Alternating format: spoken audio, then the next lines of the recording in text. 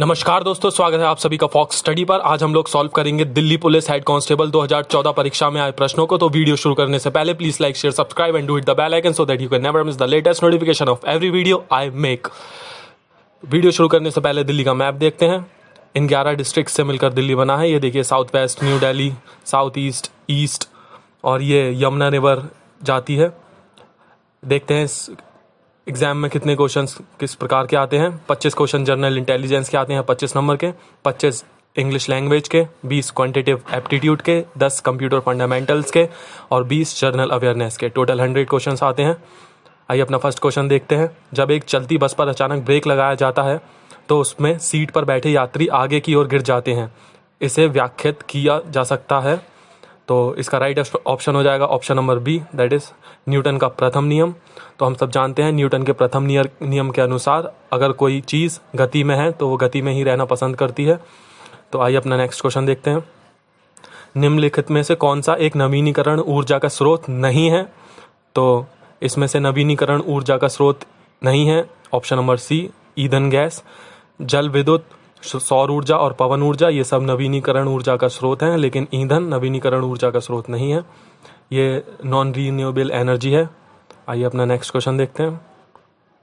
जल का अधिकतम घनत्व होता है तो वाटर की हाईएस्ट डेंसिटी कब होती है? तो वाटर की हाईएस्ट डेंसिटी होती है 4 डिग्री सेल्सियस पर। ऑप्शन नंबर बी इसका करेक्ट ऑप्शन हो जाएगा। 4 डिग्री सेल्सियस या 39.16 डिग्री फ़ारेनहाइट इसका राइट आंसर है। आइए नेक्स्ट क्वेश्चन देखते हैं। यदि बर्फ के 2 टुकड़ों को एक दूसरे के विरुद्ध परस्पर दबाया जाता है तो ये टुकड़े चिपक जाते हैं, क्योंकि? इसका राइट ऑप्शन हो जाएगा ऑप्शन नंबर बी। आइए अपना नेक्स्ट क्वेश्चन देखते हैं। प्रकाश वर्ष इकाई है, लाइट ईयर किस चीज़ की यूनिट है? तो ये है दूरी की यूनिट, ऑप्शन नंबर ए। जो लाइट होती है इसकी स्पीड होती है 3 × 10⁸ मीटर पर सेकेंड, और एक साल में लाइट जितनी दूरी कवर करती है उसे एक लाइट ईयर कहते हैं, और यह एक डिस्टेंस की यूनिट है। आइए अपना नेक्स्ट क्वेश्चन देखते हैं। एक मानव शरीर का भार होता है पृथ्वी के तल पर प्रत्येक स्थान पर समान, ध्रुवों पर अधिकतम, भूमध्य रेखा पर अधिकतम, समतल की अपेक्षा पहाड़ियों पर अधिक। तो इन सारे ऑप्शंस में से सही है option number B, that is ध्रुवों पर अधिकतम। ध्रुवों पर अधिकतम भार इसलिए होता है क्योंकि सेंट्रीफ्यूगल फोर्स की वजह से इक्वेटर पे सबसे कम भाग होता है और जो सबसे मैक्सिमम वेट होता है वो होता है हमारा पोल्स पर। आइए नेक्स्ट क्वेश्चन देखते हैं। एक्सरे का आविष्कार किसने किया था? तो एक्सरे का आविष्कार किया था ऑप्शन नंबर बी, रॉन्टजन ने। इनका पूरा नाम विलियम रॉन्टजन था और 1895 में इन्होंने गलती से एक्सरे का आविष्कार कर दिया था जब ये कैथोड रेस का एक्सपेरिमेंट कर रहे थे। आइए नेक्स्ट क्वेश्चन देखते हैं। निम्नलिखित में से किसका गर्म करने के दौरान अधिकतर फैलाव होता है? जब हीट करेंगे हम इन ऑब्जेक्ट्स को तो सबसे ज़्यादा फैलाव किसका होगा? तो राइट ऑप्शन होगा डी, हवा का। आइए नेक्स्ट क्वेश्चन देखते हैं। ध्वनि की इकाई है जो साउंड है, इसकी एसआई यूनिट क्या होती है? तो साउंड की एसआई यूनिट होती है डेसिबल। तो ऑप्शन नंबर बी इसका करेक्ट हो जाएगा। आइए नेक्स्ट क्वेश्चन देखते हैं। अल्ट्रासोनिक तरंग की आवृत्ति होती है, तो अल्ट्रासोनिक तरंग की आवृत्ति राइट आंसर हो जाएगा ऑप्शन नंबर डी, 20,000 हर्ट्ज से अधिक।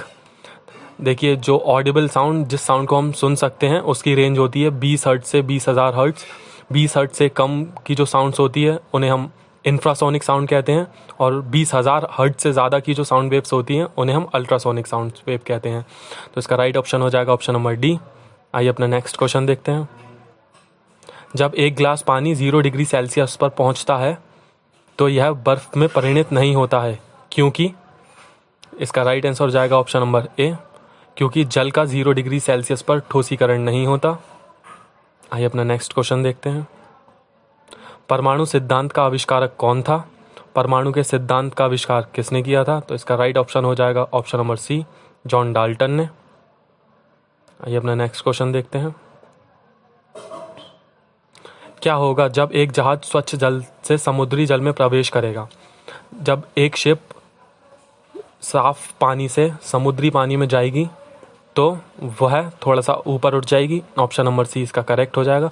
देखिए जो साफ जल होता है उसकी डेंसिटी समुद्री जल के मुकाबले कम होती है, इसीलिए जब कोई शिप साफ जल से समुद्री जल में जाएगी तो वह थोड़ा दैट उठ जाएगी।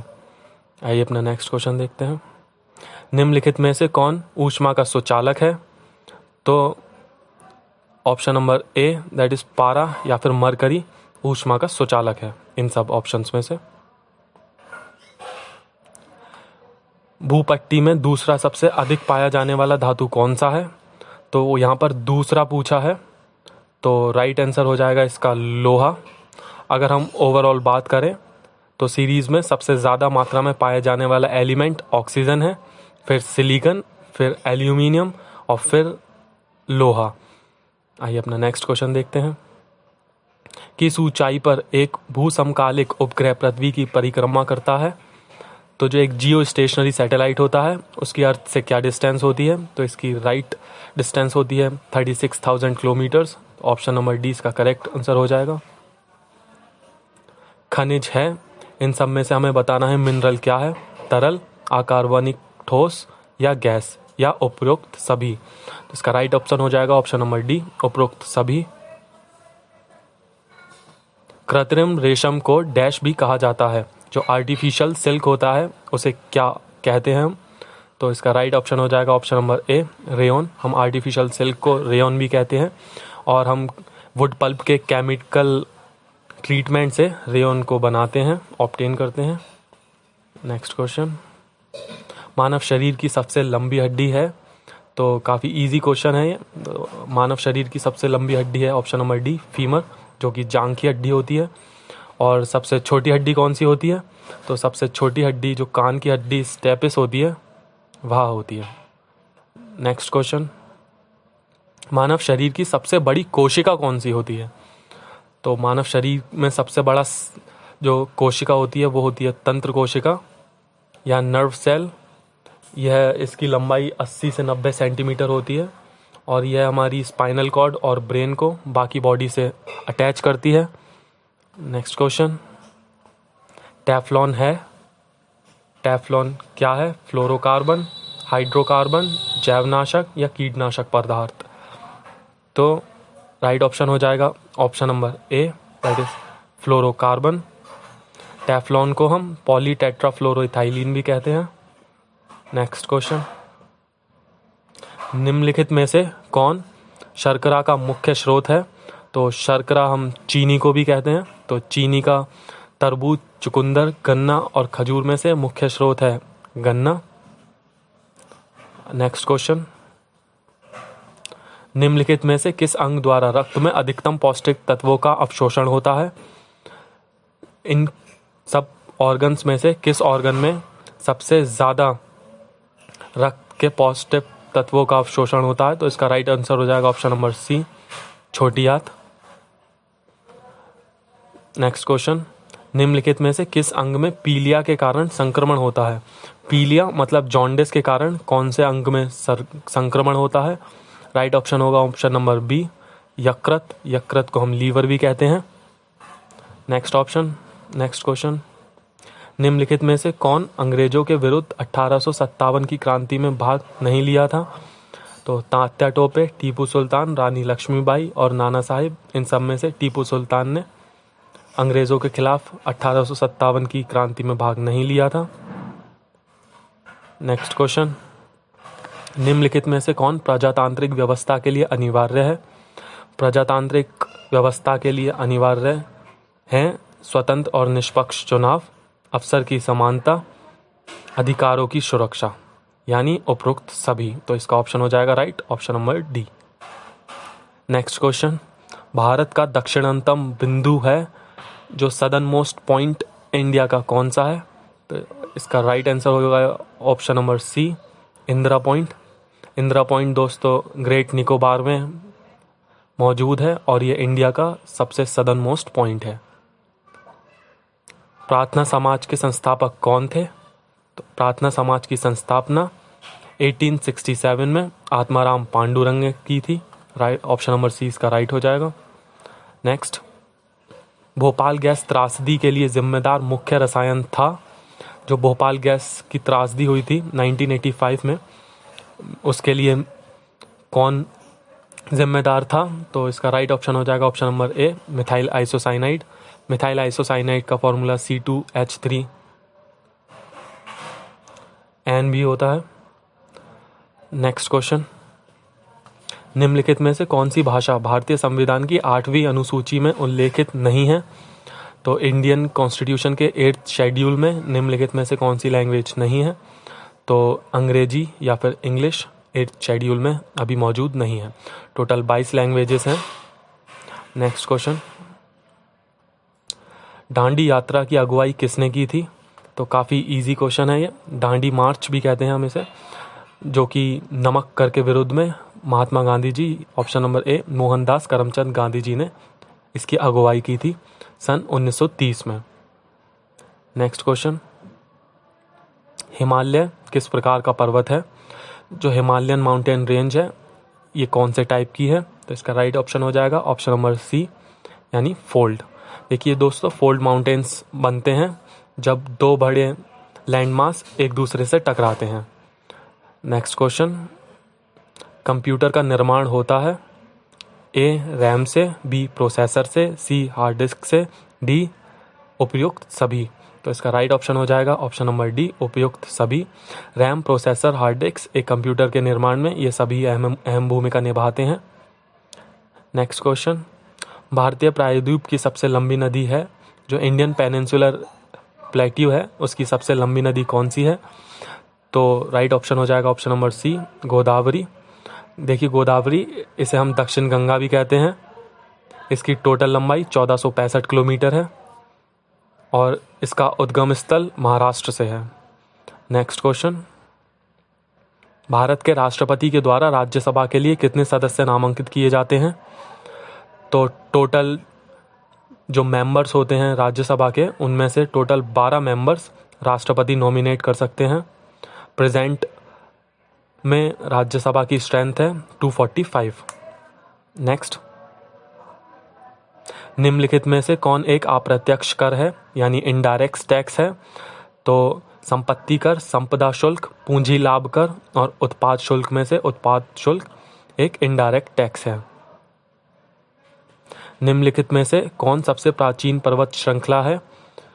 इन ऑप्शंस में से सबसे ज़्यादा पुरानी माउंटेन रेंज कौन सी है? तो इसका राइट ऑप्शन हो जाएगा option number A, Aravalli. Next question, किस वर्ष भूमि अधिग्रहण कानून पारित हुआ था? भूमि अधिग्रहण कानून यानी लैंड एक्विजिशन एक्ट, यह पारित हुआ था सन 2013 में और लागू हो गया था सन 2014 में। नेक्स्ट क्वेश्चन, पहला भारतीय उपग्रह आर्यभट्ट का प्रक्षेपण हुआ था? राइट ऑप्शन हो जाएगा ऑप्शन नंबर बी, 1975 में। देखिए आर्यभट्ट इंडिया की पहली सैटेलाइट थी, लेकिन इसे हमने लॉन्च यूएसएसआर सोवियत संघ के स्टेशन से किया था और वो सैटेलाइट जिसे इंडिया ने खुद के स्टेशन से लॉन्च किया था वो थी रोहिणी। नेक्स्ट क्वेश्चन, निम्नलिखित में से भारत के 10वें राष्ट्रपति कौन थे? तो भारत के 10वें राष्ट्रपति थे ज्ञानी जेल सिंह। अभी हमारे प्रेजेंट में राष्ट्रपति हैं, आप इसका कमेंट में जवाब दीजिए। नेक्स्ट क्वेश्चन, स्वतंत्रता प्राप्ति के समय भारत का वाइसराय कौन था? राइट ऑप्शन हो जाएगा option number B, Lord Mountbatten. Next question, संख्या श्रेणी को पूरा कीजिए, ये रीजनिंग का क्वेश्चन है। तो 1, 9, 25, 49 एंड डैश, यहाँ क्या आएगा? तो हम देख सकते हैं इसमें साफ साफ 1 का स्क्वायर है, फिर 3 का स्क्वायर 9 होता है, 5 का स्क्वायर 25 होता है, 7 का स्क्वायर 49 होता है। तो नेक्स्ट क्या होगा? नेक्स्ट हो जाएगा 9 का स्क्वायर यानी 81 इसका राइट आंसर होगा। नेक्स्ट, संख्या श्रेणी को पूरा कीजिए, इसमें भी हमें श्रेणी पूरी करनी है। तो 6 + 6 12, 12 के बाद 12 + 9 21, 9 और 6 में 3 का डिफरेंस है, तो हम 9 में 12 और मिला देंगे तो हो जाएगा 12 और 21 और 12 होते हैं 33, सॉरी, इसका राइट ऑप्शन हो जाएगा 33। नेक्स्ट, रुपया भारत, जिस प्रकार से रुपया भारत से रिलेट करता है इसी प्रकार के येन कहाँ से रिलेट करता है, तो येन जापान की करेंसी है। नेक्स्ट क्वेश्चन, विषम की पहचान करें, इनमें से ऑड वन आउट करना है, तो इन सब में से ऑड वन आउट हो जाएगा संतरा। संतरा जो कि विटामिन सी का स्रोत है, एक सिट्रिक फ्रूट है, बाकी सारे सिट्रिक फ्रूट नहीं है। नेक्स्ट क्वेश्चन, विषम की पहचान कीजिए, इसमें से भी हमें ऑड वन आउट करना है। कैलेंडर, वर्ष, तिथि, माह, तो राइट ऑप्शन हो जाएगा ऑप्शन नंबर ए कैलेंडर। कैलेंडर के अंदर वर्ष, तिथि और माह होते हैं, इसलिए यह हो जाएगा। तो आज की वीडियो में बस इतना ही। ऐसी रोचक वीडियोस देखते रहने के लिए बने रहिए फॉक्स स्टडी के साथ। धन्यवाद।